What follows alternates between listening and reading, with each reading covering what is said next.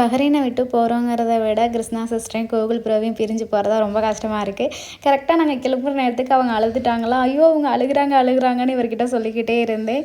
But எங்களுக்குமே ரொம்ப கஷ்டமாக தான் இருந்துச்சு. வேறு வழி என்ன, போய் தான் ஆகணும் அப்படின்ட்டு ஏர்போர்ட் போயிட்டு லக்கேஜ்லாம் செக்இன் பண்ணிவிட்டு இமிக்ரேஷன்லாம் முடிச்சுட்டு ஒரு 1/2 hour டைம் இருந்துச்சா.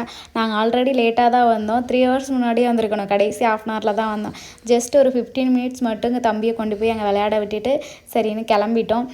ஒரு 7 years பஹ்ரைன் லைஃப் அவருக்கு. எனக்கு ஒரு 3 years. ஆனால் இவ்வளோ சீக்கிரம் முடியும்னு எதிர்பார்க்கவே இல்லை. ஃபஸ்ட்டு 2 years எனக்கு செட் ஆகவே இல்லை இந்த கண்ட்ரி. வந்துட்டு ரிட்டர்ன் ஊருக்கு வந்துடுவேன். பட் இப்போ கண்டினியூவாக ஒரு 1.5 years அங்கேயே தான் இருந்திருப்பேன். எனக்கு ரொம்பவே பிடிச்சிருச்சு. பஹ்ரைன் அவ்வளோ அழகான கண்ட்ரி.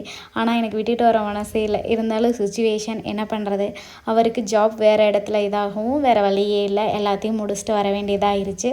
பஹ்ரைன் லைஃபுக்கு ஒரு எண்டு கார்டு போயிட்டு கிளம்பிட்டோம்.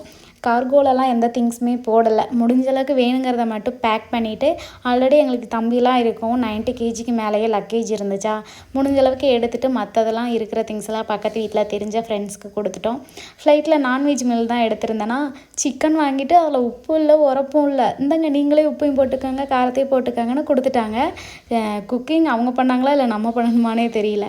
சரி இதுக்கு இவ்வளோ காசு கொடுத்தோமே, கொடுக்குற காஃபியும் வேணான்ட்டு வாங்க வேணாம், அதுக்கும் பவுட்ரும் காஃபி தூள் எல்லாமே கொடுக்குறாங்க. போட்டால் ஒரே கசப்பு. ஒரு வழியாக சென்னை வந்து லேண்ட் ஆகிட்டு ரொம்ப பசியாக சரியாக சாப்பிடாதனால நல்ல ஒரு ஹோட்டலாக போய் பார்த்துட்டு சாப்பிட்டுட்டு ஏதோ ஹவுஸ் ரெஸ்டாரண்ட்டுன்னு ஏதோ போனோம். நல்லாவே இல்லை. ஆல்ரெடி டாக்ஸி புக் பண்ணியிருந்தோம். அப்படியே எல்லாம் முடிச்சுட்டு கிளம்பிட்டோம்.